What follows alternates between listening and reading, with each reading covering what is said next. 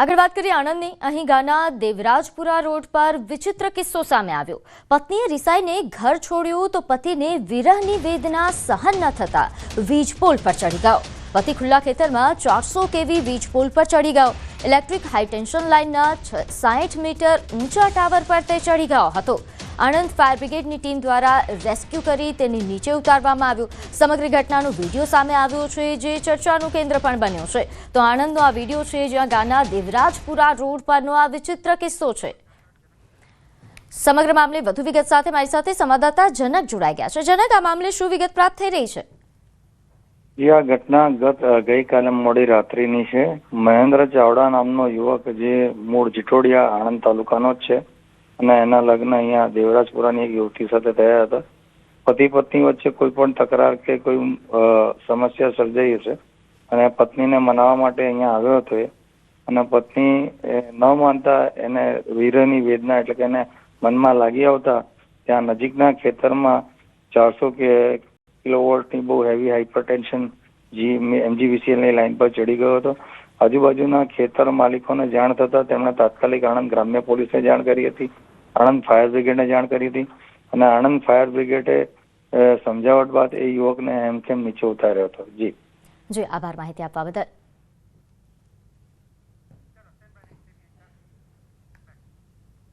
શું તમે ક્યારેય સાંભળ્યું છે કે કોઈ પરિવાર મૃત્યુ પામેલા વ્યક્તિનો આત્મા લેવા હોસ્પિટલ ગયા હોય?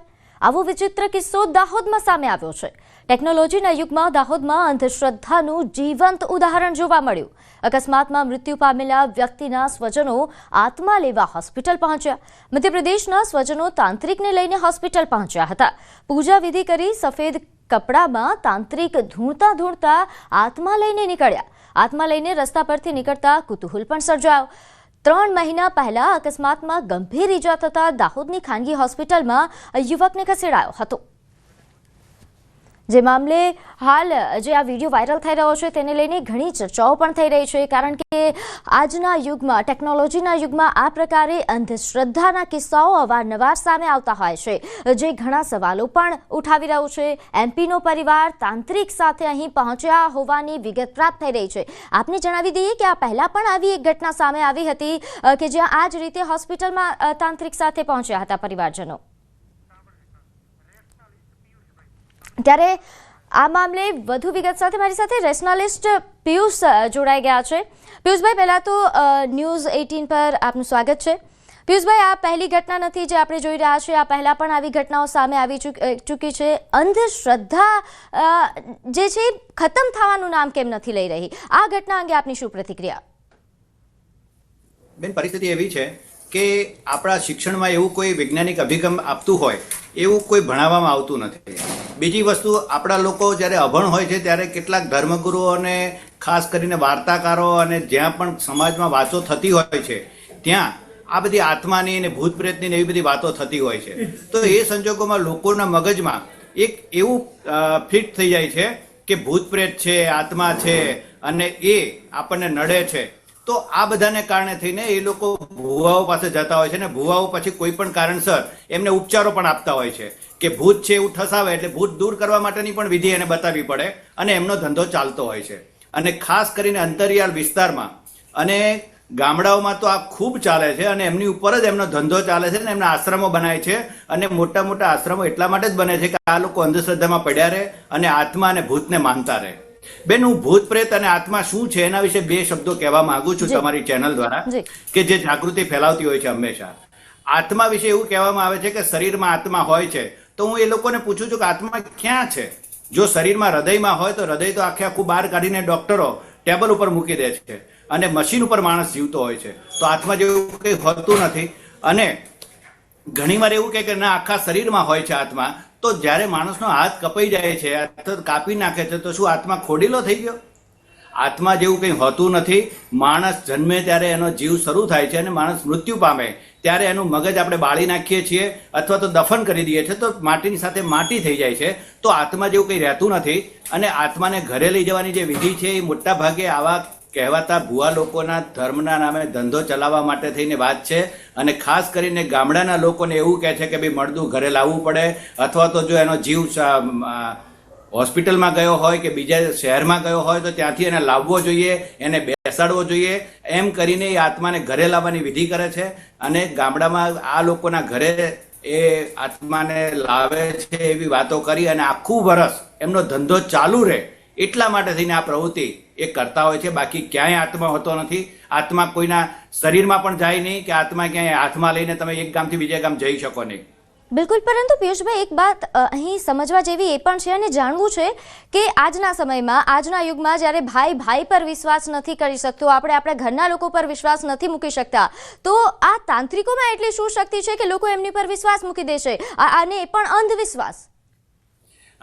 બેન, પરિસ્થિતિ એ છે કે આ બધા લોકો જે છે એ આવી બધી વસ્તુઓમાં ક્યારેય મગજ વાપરતા જ નથી, એ બંધ રાખે છે. અને ઘણીવાર એવું કહે ને કે શ્રદ્ધા એટલે શું, તો કે શ્રદ્ધા એટલે આંખો બંધ કરીને માની લેવું. અને આ લોકો પહેલું કામ એ જ કરાવે છે કે તમારે આની બાબતમાં કશું વિચારવાનું નહીં, હું કહું એ સાચું. જેમ શિક્ષક આપણને કહેતા હોય છે કે એ દાખલો ગણાવે એટલે એ કે એમ જ સાચું, એની જેમ જ્યારે ભુવા પાસે કોઈ વાતચીત થાય છે કે તાંત્રિક માંત્રિક પાસે વાતચીત જાય છે અને એની પાસે જે લોકો જાય છે એ લોકોને એવું જ કહેવામાં આવે છે કે હું કહું એ સાચું અને તમારે માની લેવાનું. અને એટલા માટે થઈને આ ગરીબ માણસો કે જે પોતે ક્યારેય ભણેલા નથી હોતા અથવા તો ક્યારેય ગણેલા પણ નથી હોતા, એને કારણે થઈને એ લોકો પોતાનું મગજ વાપરતા નથી.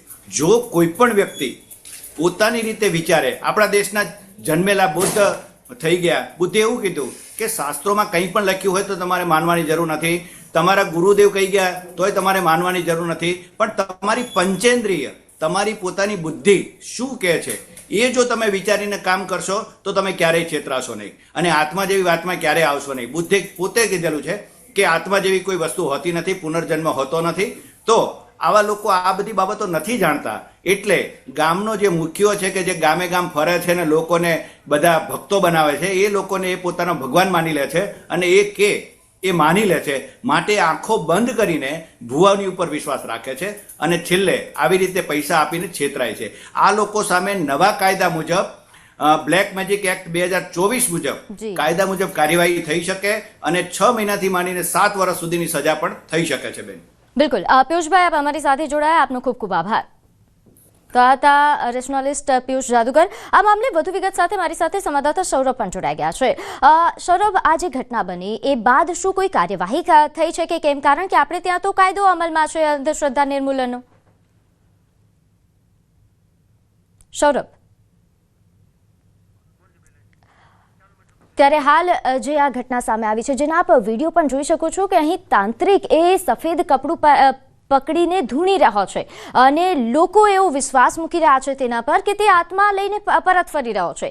એમપીનો આ પરિવાર છે કે જે દાહોદ હોસ્પિટલ પહોંચ્યો હતો, દાહોદમાં હોસ્પિટલમાં કે જ્યાં એક યુવક અકસ્માત બાદ મૃત્યુ પામ્યો હતો. આ મામલે વધુ વિગત સાથે મારી સાથે સૌરભ જોડાઈ ગયા છે, સંવાદદાતા. સૌરભ, આ ઘટના જે આ વિચિત્ર કિસ્સો સામે આવ્યો છે, આ કિસ્સો સામે આવ્યા બાદ કોઈ કાર્યવાહીના સમાચાર છે? કારણ કે આપણે ત્યાં તો અંધશ્રદ્ધા નિર્મૂલનનો કાયદો અમલમાં છે. જી બિલકુલ કહી શકાય કે અત્યાર સુધીમાં કોઈ પણ પગલા આ બાબતે લેવામાં આવ્યા હોય તેવું હાલ સુધી સામે આવ્યો નથી. કહી શકાય કે જે આ જે મધ્યપ્રદેશનો એક યુવક હતો જે અકસ્માતની અંદર મૃત્યુ પામેલો હતો અને તેના સ્વજનો જે છે હોસ્પિટલમાં આત્મા લેવા પહોંચ્યા હતા, એવા અગાઉ પણ જે કિસ્સાઓ બની ચૂકેલા છે, જેમાં થોડા સમય અગાઉ જે કહી શકાય કે ઝાયડસના ગેટ આગળ, જે સરકારી હોસ્પિટલ ઝાયડસ છે દાહોદનું, તેના ગેટ આગળ પણ આ રીતનો એક બનાવ બન્યો હતો. અને હાલ ફરી એવો એક બનાવ પ્રકાશમાં આવ્યો છે, જેમાં કહી શકાય કે 3 મહિના પહેલા જે અકસ્માતમાં એક વ્યક્તિનું મૃત્યુ પામ્યું હતું, જેને સારવાર માટે ખાનગી હોસ્પિટલ દાહોદમાં લાવવામાં આવ્યો હતો. અને હાલ પરિવારજનો જેઓ કે પૂજા વિધિ કરી સફેદ કપડામાં તાંત્રિક દોડતા હોય તેવી રીતે આત્મા લઈ અને રસ્તા પરથી નીકળ્યા હતા. જોકે આ સમગ્ર બનાવ સંદર્ભે હાલ સુધીમાં તો અત્યાર સુધી કોઈ પણ કાર્યવાહી કરવામાં આવી હોય તેવું હાલ સામે આવ્યું નથી. જી, આભાર માહિતી આપવા બદલ.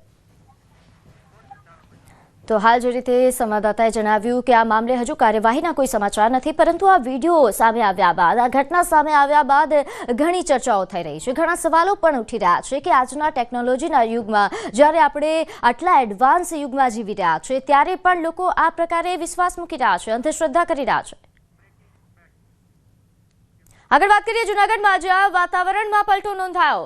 વહેલી સવારથી ધુમ્મસભર્યું વાતાવરણ, લીલી પરિક્રમા કરવા આવેલા ભક્તો ગિરનાર દર્શને પહોંચ્યા. મોટી સંખ્યામાં લોકોનો ધસારો જોવા મળ્યો. ગાઢ ધુમ્મસના કારણે લોકોને હાલાકી પણ પડી રહી છે. પર્વત પર ભારે ધસારો વધ્યો. તો જૂનાગઢના દ્રશ્યો આપ જોઈ રહ્યા છો. જેને લઈને હાલ જૂનાગઢમાં કેવા પ્રકારની પરિસ્થિતિ છે તેને લઈને વધુ વિગત સાથે મારી સાથે સંવાદદાતા અમાર જોડાઈ ગયા છે. અમાર, જૂનાગઢમાં હાલ કેવો માહોલ, ભાવિકોની ખૂબ ભીડ આપની પાછળ દેખાઈ રહી છે?